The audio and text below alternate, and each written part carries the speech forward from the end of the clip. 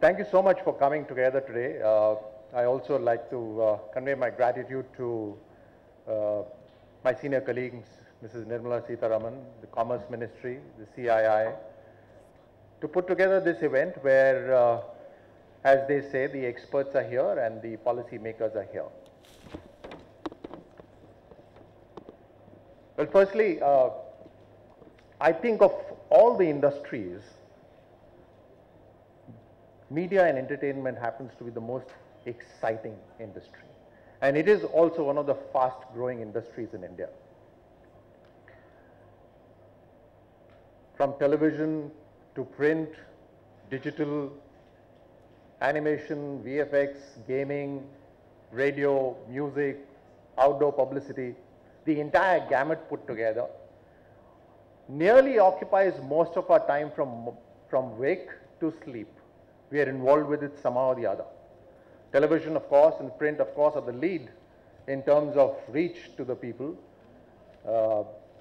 Television literally having a business of about 600 billion rupees, print coming to close to about 300 billion rupees. But the most exciting part here is that the growth, of course, the growth has been overall in all sectors, but the growth in digital has been phenomenal.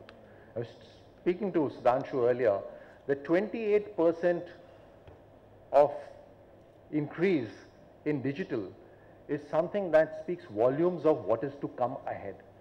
Even in terms of VFX and gaming, that's also increased about 14 to 16%. Radio has increased about 14%. So everything is on the rise. Digital is, I'll give you an example straight off from a constituency, which is a rural constituency. I come from Jaipur rural. I called one of the BSNL heads there, and he was a little confused as to why is the member of parliament calling me to his office. And I asked him that, what's the capacity of your fiber optic cable that you've laid out in my constituency? And it was indeed a pleasure to hear that 95% of my villages, the Gram Panchayats in Jaipur rural, are already connected with fiber optic.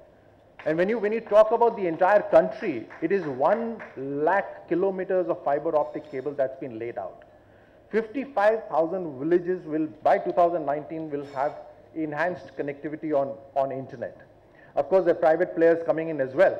There's, when you talk about railways, I believe Google is tying up with railways to create about 400 railway stations with free Wi-Fi connectivity. It's on the rise. If you talk about mobile penetration, it's again impressive, and I'll give you a straight up example. I went to a small retail shop in my very small town called Kotputli, if you've heard of it, and I asked the retail person as to how many mobile phones do you sell in a day? He said 100.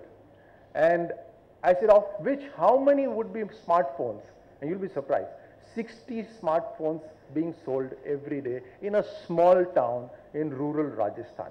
That's the kind of reach which these platforms are going to have. The airports are on the increase. The more number of airports that come up, the more number of outdoor publicity places are likely to come up. Print worldwide is slowing down. However, in India, it's still on the increase. The rural newspapers are expanding hugely. There's this trend in rural India that people would like to know what's happening. And right now, the best method to know is, of course, the newspapers. The rural newspapers are doing, regional newspapers are doing really well. And our government is putting in an extra bit of effort to enhance the reach of the government with the regional media, be it the television or the print as well. Even in terms of films, Sudhanshu was saying that the government should look at it as skill development. In all these platforms, we should look at it as skill development as well. We not only look at it as skill development, but we also see it as a huge soft power for India. Now, for films, I believe that there are about 9,000 screens in the country, which is far lower than any other country in the world. We would put in our effort as government to devise methods so that there's a very clear-cut message to all those who want to put up a cinema hall. What would be the timelines what would be the licenses required, which would be the offices that would be responsible for it, and then so that there is a sense of competition between the states. Because remember, India is a federal country, and center can come up with suggestions and certain policies, but finally it's the states that have to execute those policies. You'd be very happy to know that to enhance the films and for the films to be shot in India, for the films to be screened in India, we've actually created a new award in the National Film Awards category, which is the most cinema-friendly state in our country. So this will be the second year that this award would be given out. Last year, I think one of the recipients was Gujarat and UP. But this year, again, this is going to be the second time. The whole idea is to,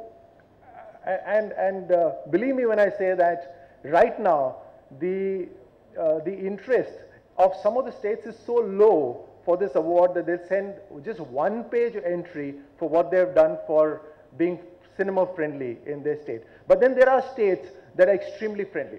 And the whole idea is to create a sense of competition between these states.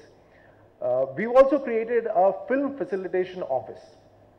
Now, the reason for doing that was, if anybody was to come into India to shoot a film or to reconnaissance a place for filming, first problem was to get a visa. There was no particular visa for filming in the country or for reconnaissance, reconnoitering the areas where films can be shot. There was no particular visa for it. There was problems in getting their equipment into the country and then taking it back again.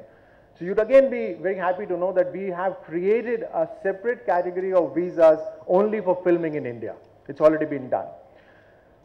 That was the reason that we created this film facilitation office, so that anyone who wants to shoot in the country has a single window where he applies, and we will put in all mechanisms wherein all sorts of clearances that are required from central government would be provided through that single window. And of course, since we are a federal country, we are encouraging our states to do the same. Now, I do know that despite the film industry being based in Mumbai, one of the worst places for shooting a film is Mumbai. Isn't that right? Yeah. Probably that is because Mumbai has grown accustomed to the fact that ye aur kahan jayenge, they have to do it here. But that's what we need to change. And that's what we are trying to encourage every state to do. All sorts of Inspector Raj and all sorts of small licenses, small clearances, they need to be done away with. And they need to be done away with in a method that it's very simple for a filmmaker to go there and make a film. Also, when you speak about animation and gaming, and I said that it's already shown a rise of about 16%, it's bound to increase even more. India being a country which is providing a lot of work in terms of information technology to the whole world, it's also very good to know that of all the films being shot in the entire world, including Hollywood, every film has something or the other which is Indian. So there is some bit of work in every film that has been done in the country. Now at present, I believe it's the lower spectrum of work that's being done. I believe that in times to come, it'll be even conceptualizing of the whole films itself, all these special effects which would be done in India. Bahubali, of course, is one such example, but I'm sure there's going to be many more. And to that effect, the government is setting up an academy of sorts for gaming, animation, and visual effects. We want to set up a center of excellence for gaming, visual effects, and animation. And we are very certain that we want for it to remain very contemporary and state-of-the-art. We will have partnerships with international partners and also private players, so that the level of academics and the whole functioning of such an academy is of a very high standard. We've already started discussing on that. It's likely to come up in Bombay. The idea is to create a very high level, very high standard for skill, and that could be then replicated at other places with a standard bearer, with the center of excellence being there. In terms of enhancing the print and the television, of course, like I said, is the largest industry right now.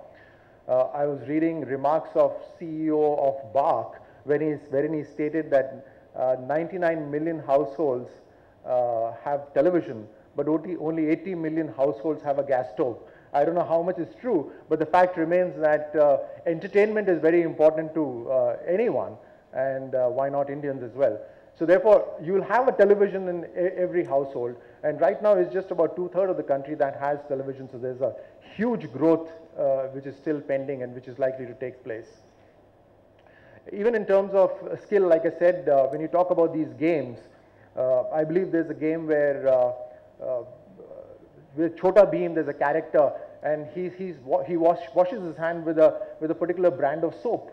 So when children play these games, they go through these they're brilliant ideas that can be put forward to the children and to anyone actually to adopt certain lifestyles, and the very subtle messaging that happens. So there's a huge potential even in terms of games, in terms of animations, and I can say that we are very soon going to come up with a DD Kids channel, a specific kids channel on Doordarshan, which is going to be only catering for, which is mostly going to be catering for animation and such shows.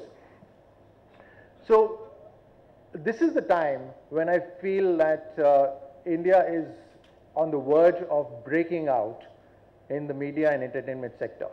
This is also the time that the government is absolutely willing and completely supportive of any idea that is there to enhance the capacity of this industry. And that is where you all, as our partners, become very important, because you all are the experts and we are the policy makers. We are absolutely ever willing to sit with you of any idea that comes up which enhances the capacity of this entire industry. I remember many years ago, it was my beginning years in the world of shooting where I was competing, and the targets were flying out and I wasn't taking the shot, and there was this very senior player, an Olympic medalist, and he says, "Why aren't you taking the shot?" And I said, "Probably the targets are out of range." And he said, "Shoot. It's only then you will come to know whether they're in the range or out of the range." So this is the time for all of you to start shooting, because very soon the targets will be in range. Thank you so much.